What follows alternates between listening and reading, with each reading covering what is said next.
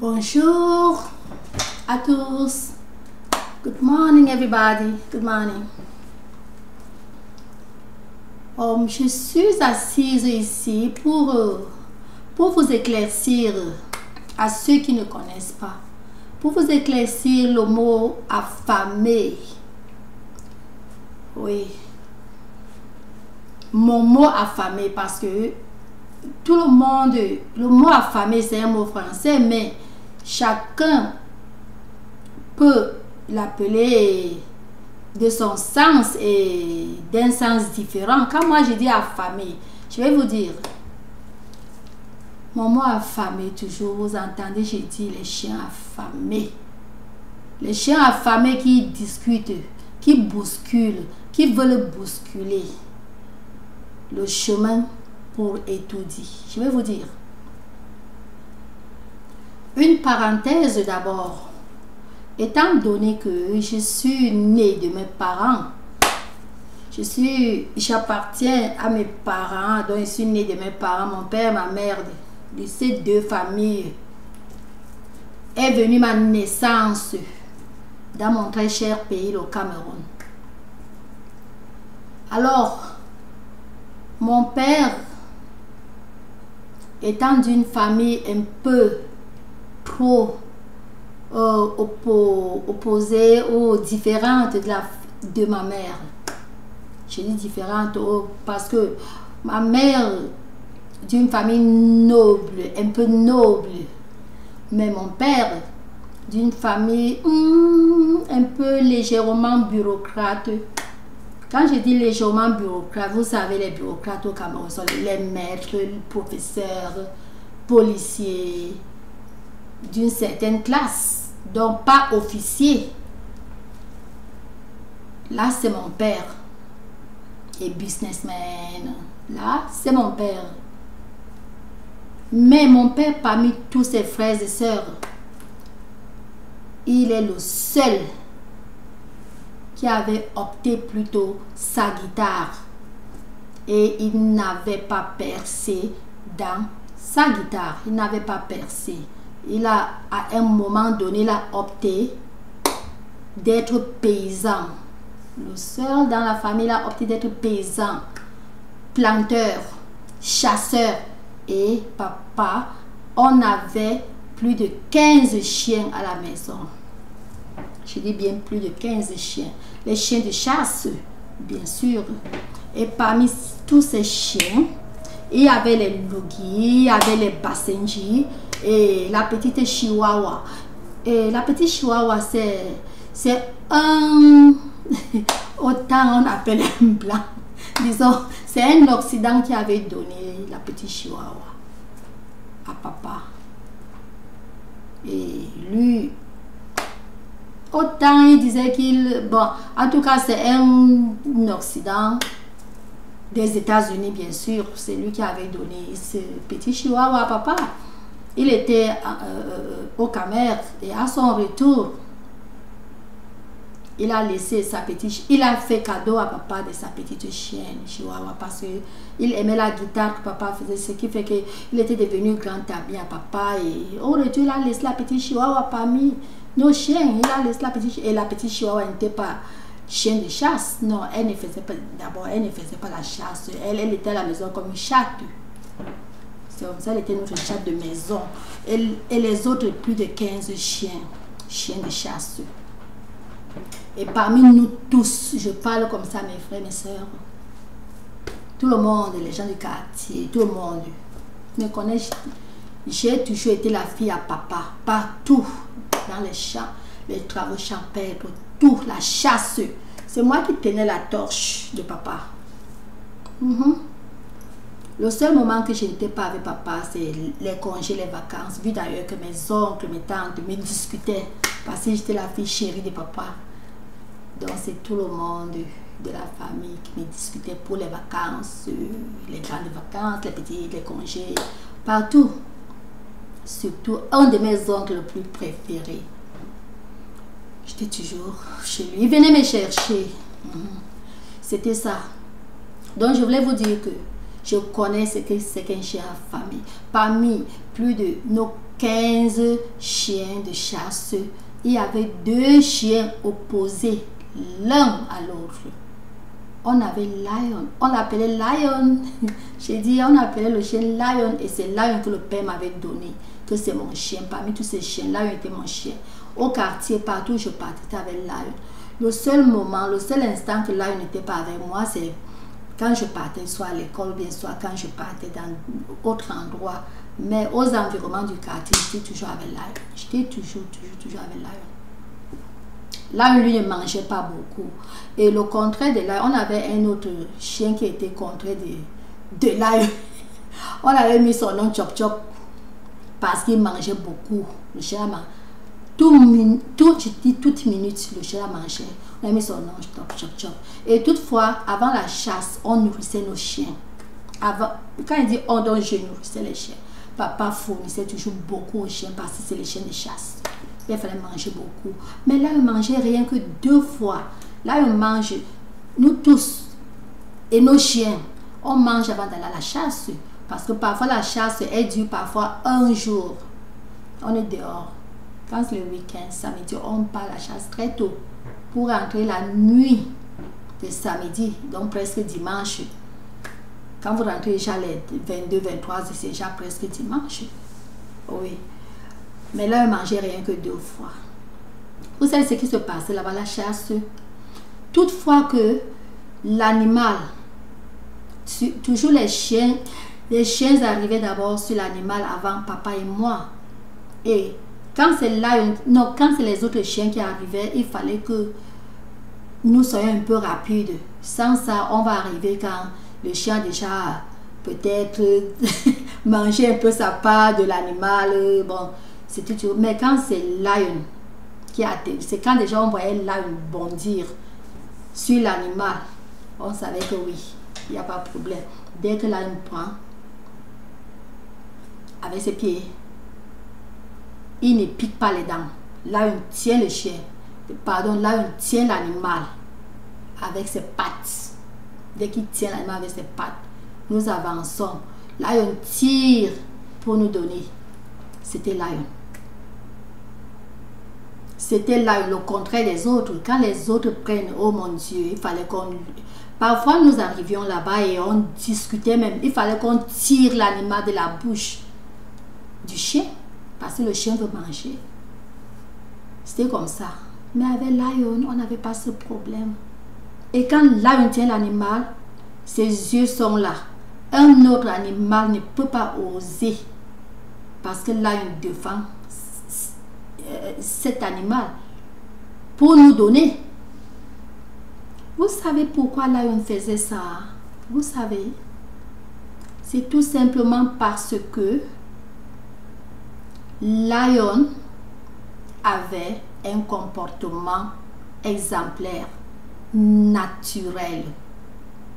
Je dis bien naturel parce que papa avait appris tous ses chiens. Il a entraîné tous ses chiens, mais Lion seul avait son comportement naturel. Non seulement il gardait les ordres de papa, naturellement, Lion savait que tout ce qu'il trouvait de bon, c'est pour la maison. Donc je reviens à vous dire que le président, Monsieur Paul Biya, que vous voyez là, c'est un bon patron d'un pays, donc c'est un bon président. Il fait tout pour soulever le Cameroun. Il fait tout. Si tout Camerounais faisait comme lui, si tout Camerounais était avec lui, la main dans la main, travaillait fort avec lui, c'est que le Cameroun est en haut, je vous dis, c'est que le Cameroun est en haut. Quand je vous dis que tout le monde qui est en train de faire la bataille, chercher moyen, que oh, s'il y a moyen, je voudrais être à étudier, je voudrais être ceci, ce sont des chiens affamés. Ce sont des chiens affamés. Je ne les insulte pas qu'ils sont des chiens. Don't misunderstand me. Je vous en prie. ne me mal comprenez pas. Je dis que ce sont des chiens affamés, c'est-à-dire financièrement, ils ont faim.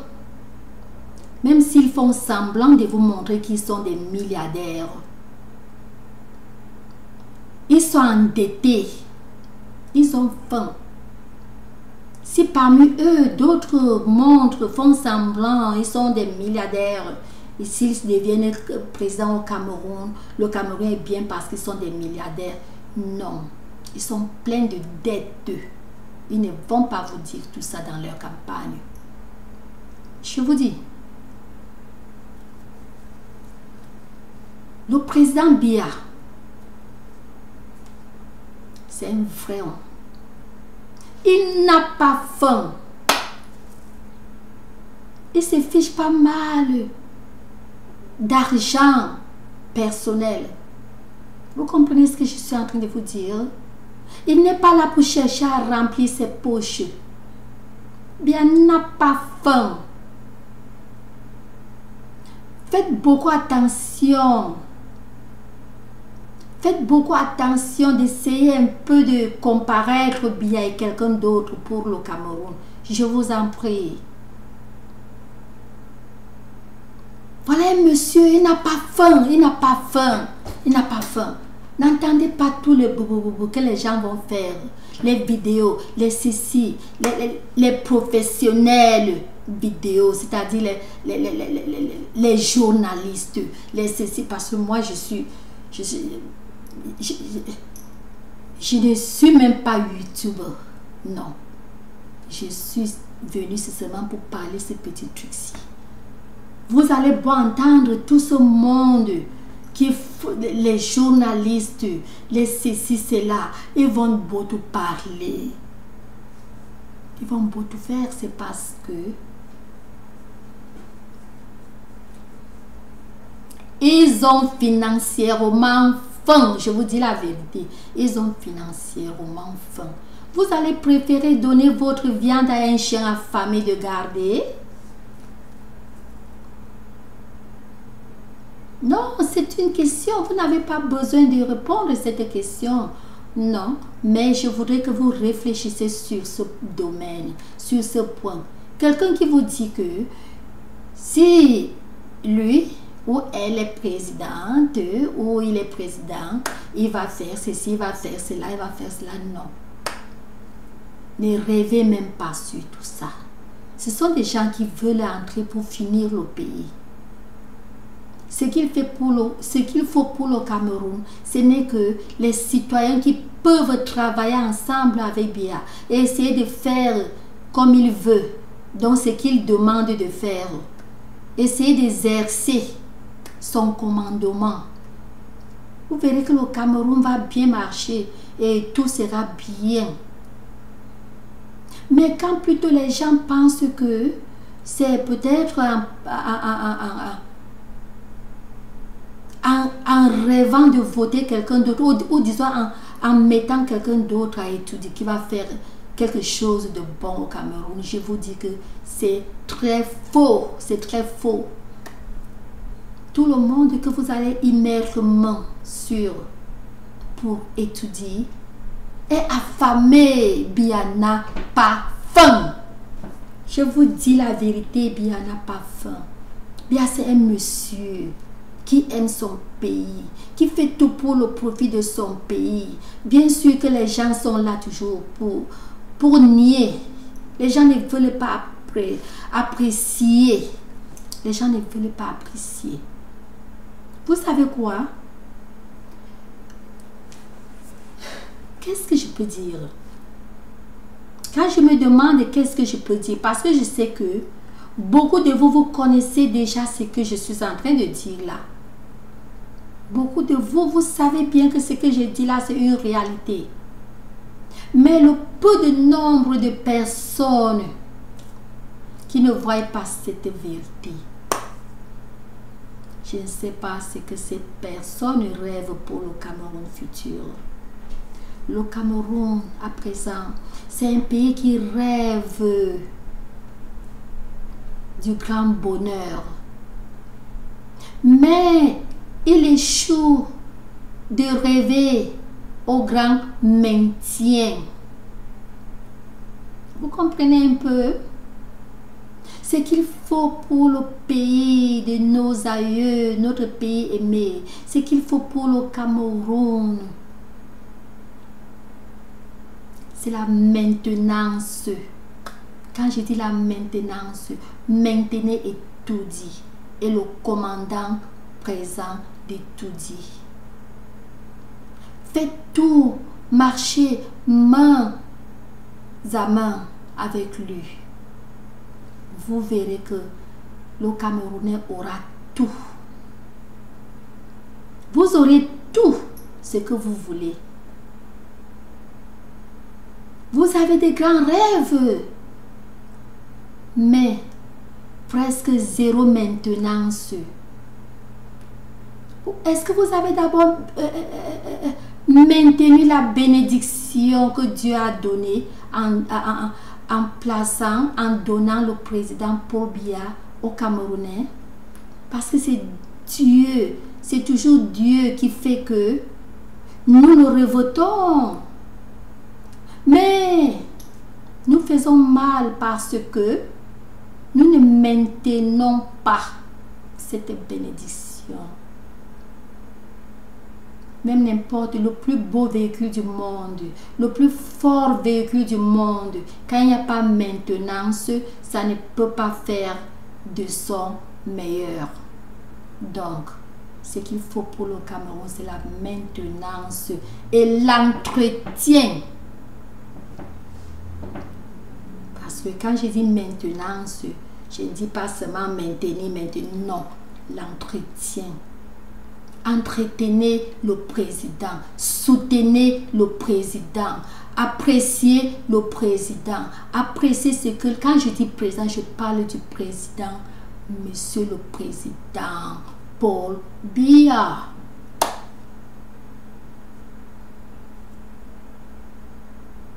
Ne soyez pas son contraire. La guerre n'est pas une bonne chose. Le désordre n'est pas une bonne chose. Si ce monsieur était un mauvais type, comme certains de vous, mouchards, il devrait déjà avoir la guerre dans ce petit pays. Est-ce que vous savez ça? Mais il n'y a pas de guerre. Et il n'y aura pas de guerre tant qu'il est là. Et je pense que c'est le mieux et le bonheur du pays. Pour la réussite du Cameroun. Pour tout ce qui est de bon pour ce pays. Votez qui? Paul Biya, le nouveau président du Cameroun. Merci.